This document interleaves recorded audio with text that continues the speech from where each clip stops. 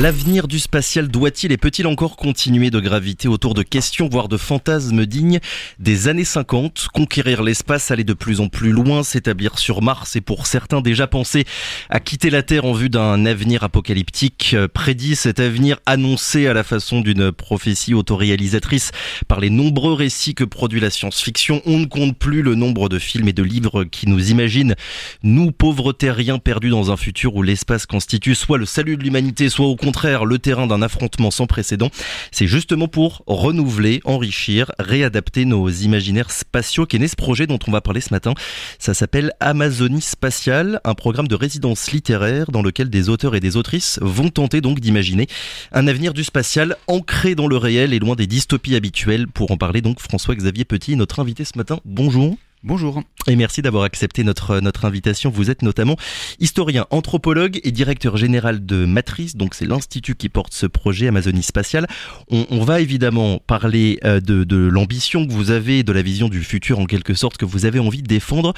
Mais d'abord très, très concrètement et pour parler du réel, puisque j'ai l'impression que c'est une dimension importante dans votre projet, le réel d'Amazonie Spatiale, c'est quoi ? Vous êtes un groupe d'auteurs, c'est bien ça, entouré d'une cinquantaine de scientifiques ? C'est cela, exactement. Un groupe de 15 auteurs et autrices venus de différents horizons et de différents types de littérature, du théâtre, du roman, de la poésie, de la littérature jeunesse, qui ensemble forment cette petite collectivité presque spatiale qui avance dans la résidence artistique que l'on a lancée avec l'Agence spatiale européenne, avec l'Observatoire de Paris, avec l'École des hautes études en sciences sociales et avec le groupe Hachette et notamment l'édition Bragelonne qui seront l'éditeur du livre qui sortira de la résidence. Et depuis mars dernier, nous faisons avancer cette collectivité dans une résidence itinérante qui les a amenés de Paris à Toulouse et désormais en Guyane, avant de repartir finaliser les textes qu'ils nous rendront à la fin de l'été pour pouvoir ensuite les éditer et les publier au début 2024. Donc c'est une résidence itinérante dont le but est de plonger dans la matière spatiale et pour y plonger, quoi de mieux que d'entourer ces 15 auteurs de 50 scientifiques. Ce sont des astrophysiciens, des sociologues, des physiciens, des biologistes, des ingénieurs spatiaux, des start-upers qui lancent des start-up dans le New Space. Tous ces gens qui ont des points de vue différents sur le spatial et qui viennent nourrir leur regard du réel en réalité. Et donc à la fin, ça va donner un recueil de textes. C'est bien ça, il ne s'agit pas d'écrire et de monter un roman unique, mais écrit à 15 voix. Il y a plusieurs futurs. 15 auteurs, 15 textes, 15 possibilités pour tout le monde en réalité. En effet, l'avenir n'est pas univoque. Et c'est ça que l'on veut démontrer. Il y a différents chemins et d'abord ceux que l'on s'autorise à créer en réalité. Les limites sont d'abord des limites que l'on s'impose, autant les franchir. Alors Paris, Toulouse et maintenant la Guyane, c'est quoi la raison finalement de votre venue, de la venue d'Amazonie Spatiale en Guyane ? Je me doute bien qu'il doit y avoir quand même une incidence avec le centre spatial guyanais. Évidemment, mais pas seulement. Amazonie Spatiale, c'est l'idée que dans les récits du futur, face au changement climatique, la question écologique est majeure. On ne peut pas continuer à rêver l'espace en toujours plus grand, toujours plus loin, toujours plus technologique, toujours plus de conquêtes, peut-être de l'extraction de matières premières, peut-être nos déchets sur la Lune, c'est aussi des utopies bizarres qui circulent. On ne peut plus penser comme tel. Dans le temps du changement climatique, il faut réussir à penser différemment. Donc la question écologique est centrale. Mais pas seulement la question écologique, c'est aussi la question de la diversité. Non, le futur n'appartient pas simplement à des gens surdiplômés, en métropole, en Europe ou aux États-Unis, qui penseraient l'avenir pour tout le monde. Le futur est à tout le monde. Il est urgent de le penser, de se le réapproprier, d'en faire quelque chose qui emmène, qui aspire, qui attire l'ensemble de la société. Et donc du coup, la Guyane portait aussi cette question de la diversité, de la possibilité de faire vivre d'autres voies et d'autres récits. Et puis enfin, la Guyane et l'Amazonie au sens large portent une idée de lutte. Le futur que l'on veut écrire est un futur qui n'est pas simple, est un futur qui ne va pas forcément dans le sens du vent et des puissances dominantes. C'est un futur de lutte qu'il va falloir inscrire. Et là encore, la Guyane portait ça. Donc Amazonie Spatiale, c'est l'endroit naturel pour penser ce sujet. Donc oui, le CSG, évidemment, mais pas seulement, et surtout pas. Et c'est pour ça que on aura passé 10 jours en Guyane. On est allé évidemment à Kourou et au CSG naturellement. On a eu l'immense bonheur de voir la future fusée Ariane 6. On sera au lancement vendredi. Mais on est allé à Saint-Laurent-du-Maroni. On est aujourd'hui à Cayenne, on est allé dans des villages Kalina et Bushinangue, on était hier dans un formidable centre de capoeira pour discuter avec des enfants à qui la question des Amazonies spatiales a aussi été posée. Le social, le social, le social, toute la société a droit à un futur et c'est cela qu'on porte. Mais alors j'ai regardé quand même un petit peu la liste des personnes qui composent le jury, la communauté scientifique qui vient en aide à ces 15 auteurs et autrices. Majoritairement, on est quand même sur un profil d'Européens, de Français et de personnes qui sont majoritairement très diplômées. Oui, tout à fait, mais pas seulement. C'est-à-dire que dans la communauté des auteurs, on a Michael Rock, qui est un auteur de science-fiction caribéenne, qui est basé à la Martinique. On a une autrice guyanaise qui fait partie de l'équipe. Donc, non, il y a une approche plus large.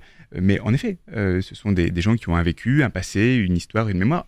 Tout le sujet est de dire, est-ce qu'on reste entre nous dans un cluster en effet, gens très diplômés qui ont une vision d'avenir, ou alors est-ce que cette vision d'avenir, on vient la nourrir du réel et de la vie de plein de gens? Et on a choisi la deuxième option. Il y a beaucoup de visions différentes qui sont débattues actuellement parmi du coup, toutes les personnes qui font partie du projet Amazonie Spatiale. Oui, tout à fait. Prenez une question forte qui traverse le monde du spatial.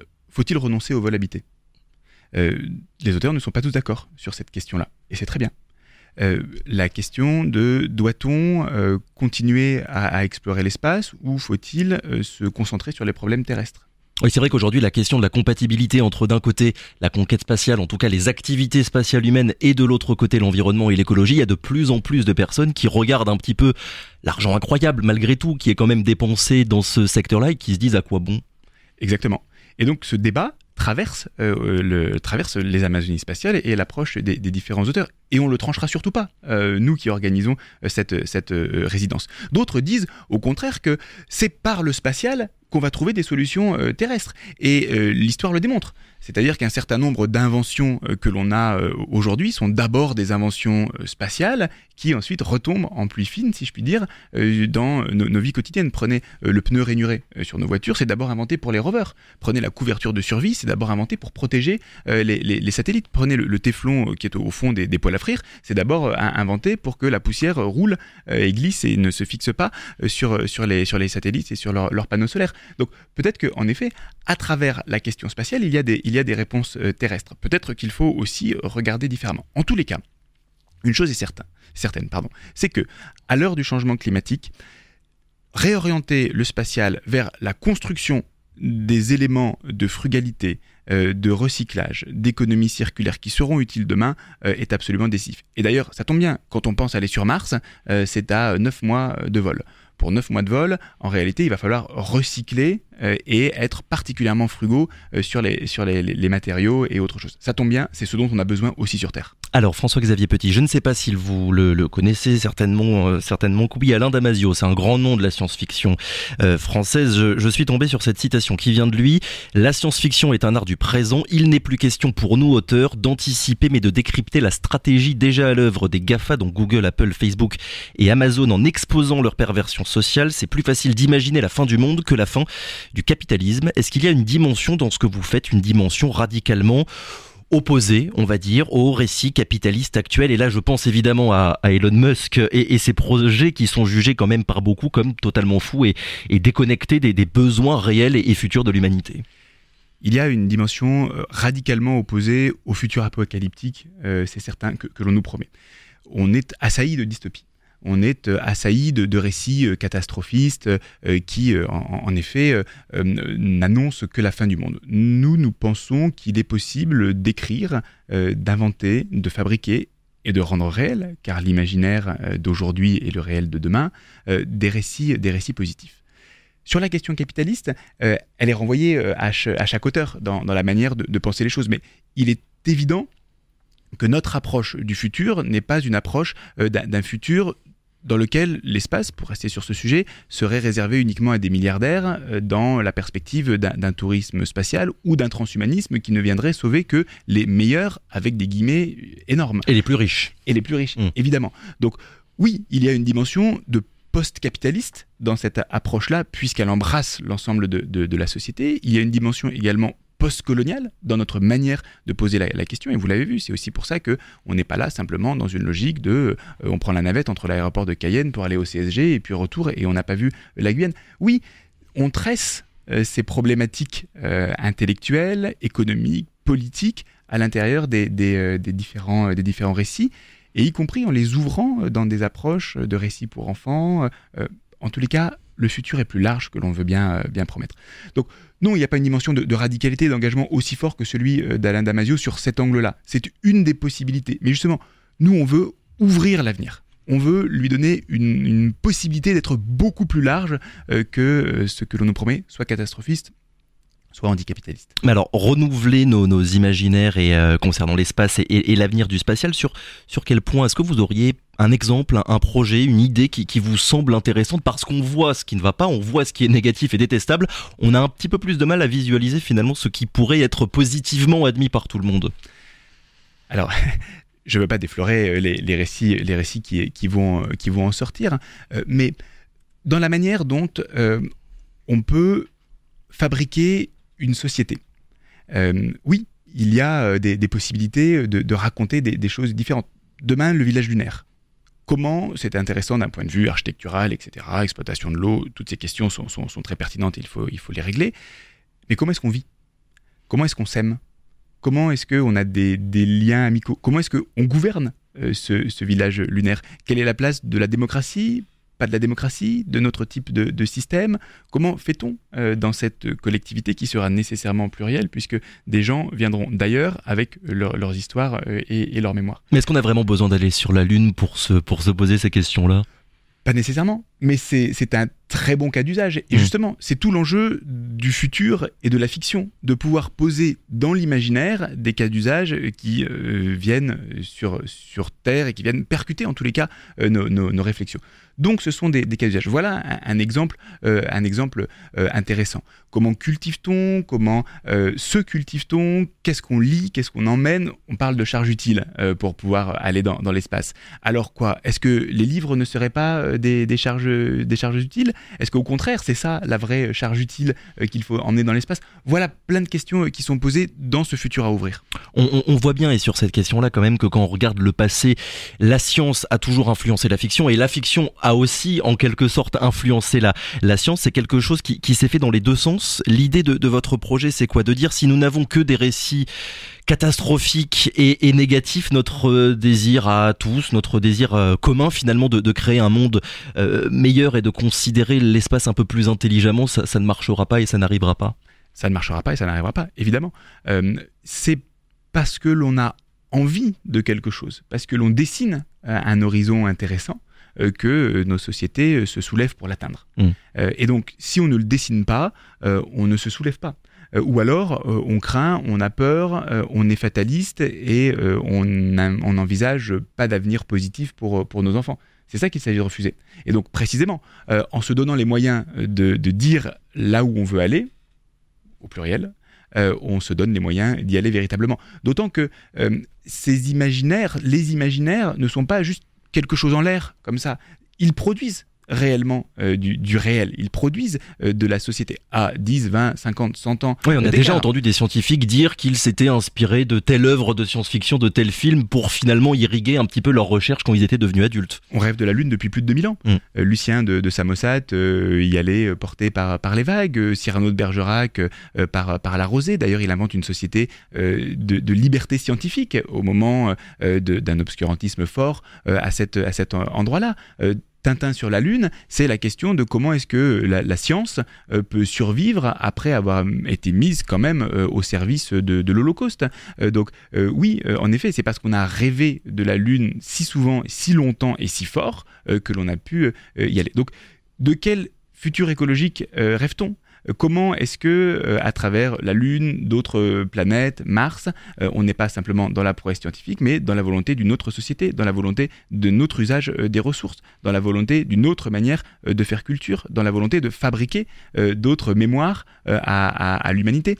Sinon, on reproduit toujours les mêmes schémas. Si l'idée est de dire, bon bah voilà, en fait, Christophe Colomb a débarqué en Amérique et a colonisé, ça a été une catastrophe absolue, puis ensuite on a recommencé au 19e siècle et de nouveau catastrophe absolue, et ben maintenant, en fait, on va faire la même sur la Lune, sur Mars et tout et tout.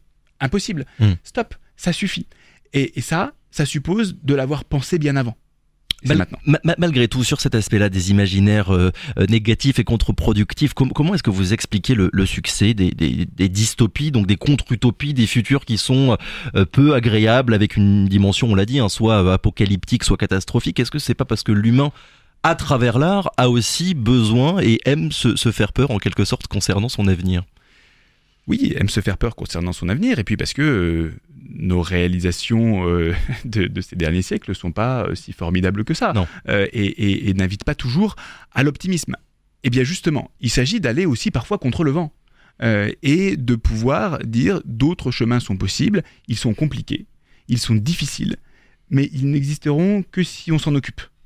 Voilà, donc c'est ça en fait la question. Mais oui, la tendance majoritaire n'est pas à l'optimisme, évidemment. Nous, on n'est pas juste des optimistes. On est des gens particulièrement réalistes qui savent voir, je crois, dans la réalité sociale, les trésors qui sont là et que l'on peut travailler, exploiter, mettre en forme pour pouvoir justement bifurquer positivement. Parce qu'on doit bifurquer sur tous les sujets, sur le modèle de développement, sur les questions écologiques, sur les questions post-coloniales, sur la manière de partager les pouvoirs. On doit bifurquer. Dernière question, et au-delà du projet simplement artistique et littéraire, au témoin d'un doute, est-ce qu'il n'y a pas quand même un volet opération de communication pour l'Agence spatiale européenne? J'ai bien lu le communiqué de presse, on nous signale que 80% des moyens qui sont alloués le sont pour une recherche qui concerne la Terre. Est-ce que voilà, on n'a pas quand même aussi ce genre d'intérêt-là qui sont à l'œuvre dans le projet Amazonie spatiale? Si l'ESA est venue travailler avec nous, elle a sans doute vu son intérêt, évidemment. Et je peux pas le nier. Donc oui, il y a de la communication, mais autant que ce soit une communication réelle et sérieuse, pas simplement un peu de publicité. Là, pour le coup, on a un an de travail d'auteurs qui, en toute liberté, vont penser des futurs, et y compris des futurs qui ne sont pas nécessairement ceux que prône l'ESA aujourd'hui. La question de renoncer à des volabilités n'est pas du tout prônée par l'ESA en tant que telle. Oui. Donc il y a une liberté gigantesque qui est donnée, et c'était d'ailleurs la condition pour que des partenaires viennent travailler avec nous, y compris l'Agence spatiale européenne. Il y a la question des volabilités, mais pour parler du spatial européen de manière un petit peu plus large, on voit bien que ici, en Guyane, depuis Kourou, la grande majorité des satellites qui sont envoyés dans l'espace sont avant tout là pour servir des intérêts commerciaux, des intérêts militaires. Là, le dernier vol d'Ariane 5 va précisément envoyer dans l'espace deux satellites de télécommunications militaires. Il y a quand même encore beaucoup de travail à faire dans le débat finalement qu'on doit aussi mener avec les décideurs du spatial européen. C'est pour ça qu'on le mène par la littérature. Et c'est une nouvelle arme que l'on dégaine pour pouvoir rentrer dans ce champ-là et ne pas le laisser aux militaires, aux diplomates, aux scientifiques. Il faut désormais que les auteurs, en porte-voix de la société, en porte-voix des enjeux du changement climatique, rentrent dans cette discussion. Encore une fois, l'avenir est à ceux qui s'en saisissent. Nous, on veut s'en saisir et on veut faire une place à tout le monde. C'est ça l'enjeu d'Amazonie spatiale. Parce que si le futur vous convient tel qu'il est, eh bien, alors il se produira comme ça. Nous, on veut le réinvestir et lui donner d'autres formes. En quelques secondes, la publication du livre, ce sera pour l'année prochaine ? Premier semestre 2024, les 15 textes sortiront ensemble dans un recueil intitulé Amazonie spatiale, évidemment. Merci beaucoup François-Xavier Petit d'avoir été avec nous ce matin. Je le rappelle donc, historien, anthropologue et directeur général de Matrice, l'institut qui porte donc ce projet Amazonie spatiale. Merci encore, très bonne journée à vous. Radio Pays.